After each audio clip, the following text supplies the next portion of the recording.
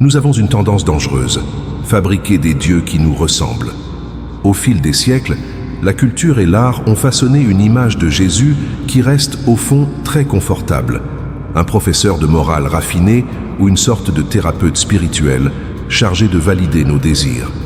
Pourtant, comme l'avait averti C.S. Lewis, cette prétendue neutralité est un piège logique.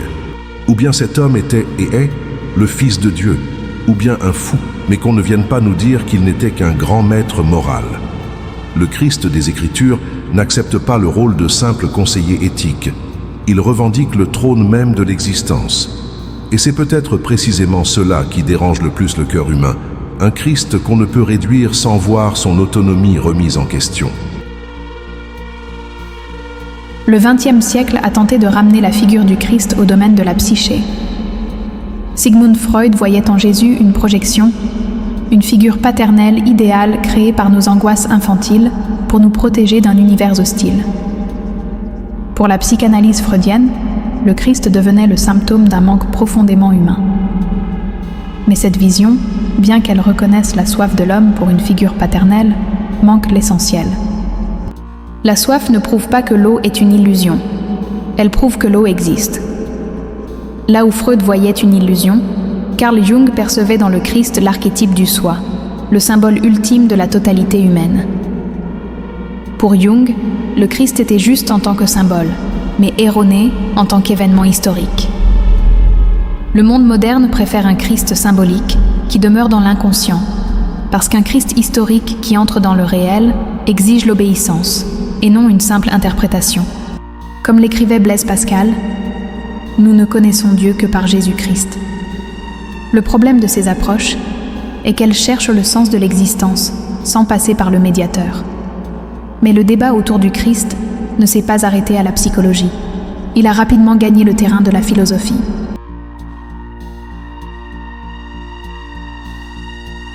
En philosophie, le conflit devient encore plus brutal. Friedrich Nietzsche lança son marteau contre le christianisme en déclarant « Il n'y a eu qu'un seul chrétien, et il est mort sur la croix ». Nietzsche avait raison de dénoncer l'hypocrisie institutionnelle, mais il se trompait en pensant que l'échec des disciples annulait la victoire du Maître. Il reconnaissait chez le Christ une authenticité réelle, mais qu'il jugeait fragile. Søren Kierkegaard, en revanche, comprit ce que Nietzsche n'avait pas vu. Le Christ est le paradoxe absolu. Il est le Dieu qui entre dans le temps et fait éclater nos certitudes rationnelles. Pour Kierkegaard, le Christ n'est pas un objet d'analyse, mais une invitation au saut de la foi. Il dérange précisément parce qu'il refuse d'entrer dans les systèmes d'Immanuel Kant, qui voulait réduire Jésus à un idéal moral parfait, contenu dans les limites de la raison. Le Christ biblique déborde la raison elle-même. Il renverse les tables. Il confronte l'orgueil humain. Et comme le dit Hernandez Dias Lopez, il n'est pas venu simplement pour devenir un modèle moral, mais un sauveur pour notre misère. Et même en dehors de la philosophie ou de la religion, la question de Dieu n'a jamais cessé de ressurgir.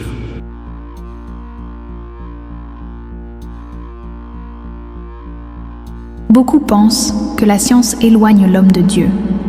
Pourtant, certains des plus grands esprits de l'histoire ont vu exactement l'inverse. Isaac Newton affirmait que le système solaire ne pouvait exister sans le dessein d'une intelligence supérieure.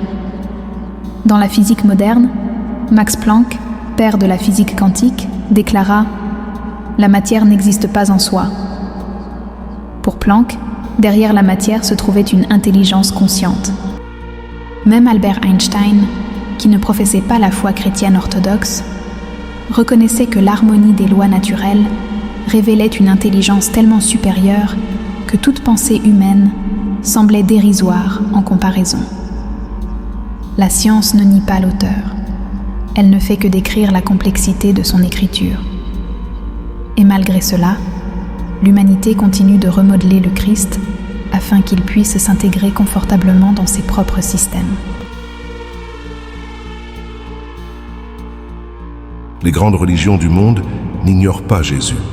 Elles cherchent plutôt à le réduire pour qu'il s'adapte à leur cadre spirituel. L'islam le respecte comme un grand prophète, Issa, mais nie sa divinité et sa mort sur la croix. Le bouddhisme peut voir en lui un être éveillé et compatissant. L'hindouisme peut l'accepter comme l'un des nombreux avatars divins. Toutes lui accordent une place d'honneur. Aucune ne lui accorde la place de Seigneur. Toutes conservent certains aspects du Christ, à condition qu'il ne revendique pas l'exclusivité. Le monde religieux accepte volontiers un Jésus qui enseigne, mais rejette le Jésus qui sauve et règne. Comme le dit Hernandez Dias Lopez, Jésus n'est pas seulement un exemple à suivre, mais un sauveur à recevoir. Mais le problème va encore plus loin. Même ceux qui admirent l'éthique de Jésus rejettent souvent son identité.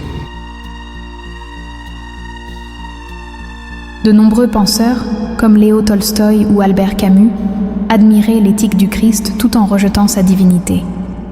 Ils voulaient le sermon sur la montagne, mais pas le trône de gloire. Pourtant, un Jésus réduit à un simple exemple moral n'a aucun pouvoir de transformer la nature humaine. A. W. Tozer l'exprimait avec une précision redoutable.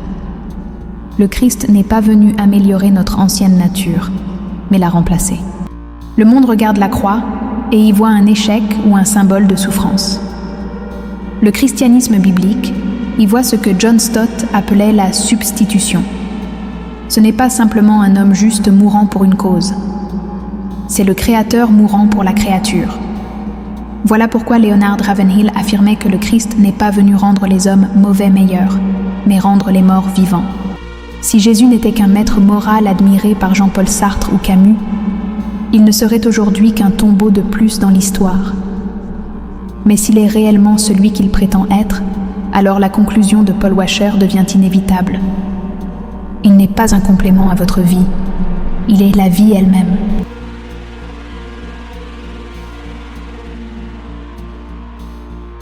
Jésus-Christ est le même hier, aujourd'hui et éternellement. Hébreux 13:8. Si quelque chose a changé dans votre foi, ce n'est pas lui.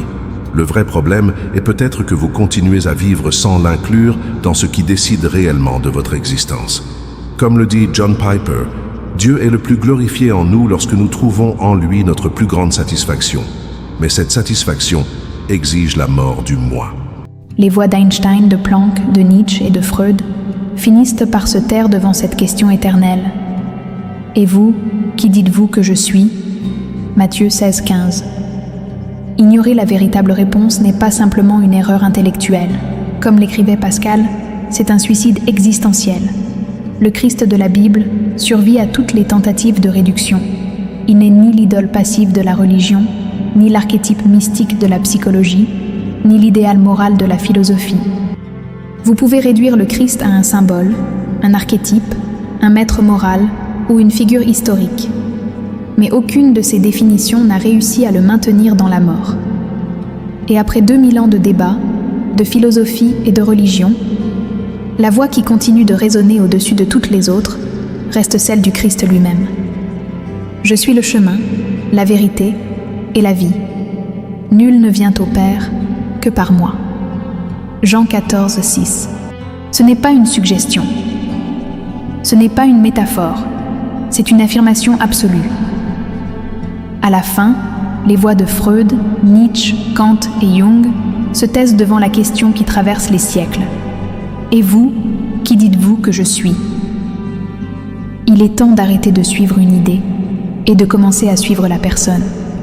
Et maintenant, laissez-moi vous poser une question. Qui est Jésus pour vous ? Répondez dans les commentaires.